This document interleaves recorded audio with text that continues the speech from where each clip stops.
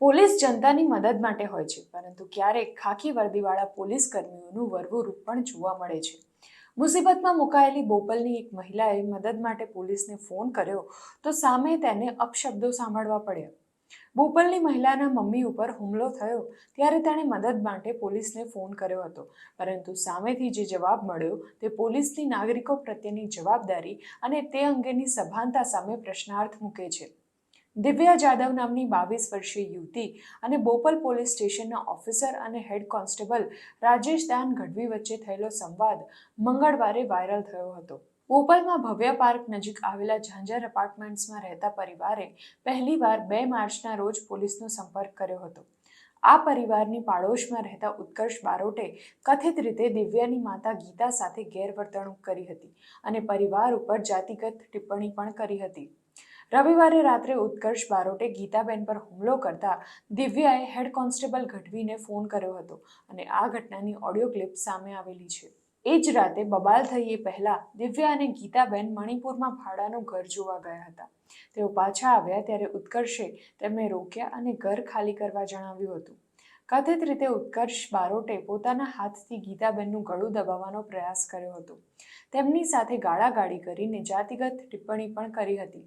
દિવ્યા અને તેના પિતા હરજી જાદવે માંડ ગીતાબેનને છોડાવ્યા અને ઘરની અંદર લઈ ગયા હતા. જે બાદ દિવ્યાએ ફરીથી બોપલ પોલીસને ફોન કર્યો હતો, જેમાં તેણે હેડ કોન્સ્ટેબલ ગઢવી પાસે મદદની આજીજી કરતા પાડોશીએ હુમલો કર્યો હોવાનું જણાવ્યું હતું.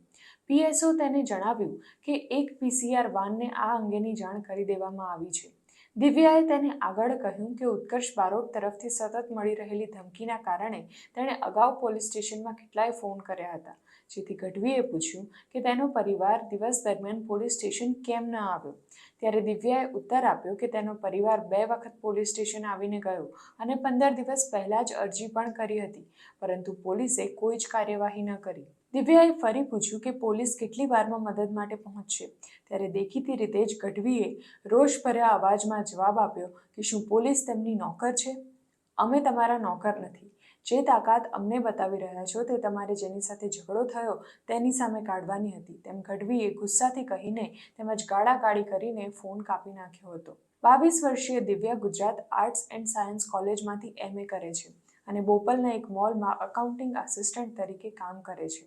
રવિવારની ઘટનાને લઈને તેણે ઉત્કર્ષ બારોટ અને ગઢવી સામે મંગળવારે FIR નોંધાવી છે.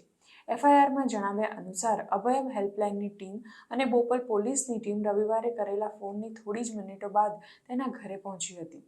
તેણે આક્ષેપ કર્યો કે રવિવારે ફોન કર્યા બાદ તે બોપલ પોલીસ સ્ટેશન પહોંચી ત્યારે ગઢવીએ ફરીથી તેને ધમકાવી અને ગાળાગાળી કરી હતી.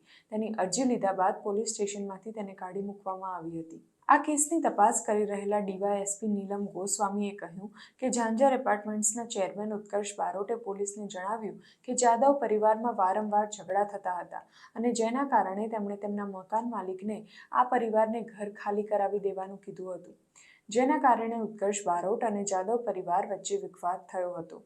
બોપલ પોલીસે બારોટ અને ગઢવી સામે ગુનાહિત ધાક ધમકી અને ઈજા પહોંચાડવાના ગુનો IPCની કલમ હેઠળ દાખલ કર્યો છે.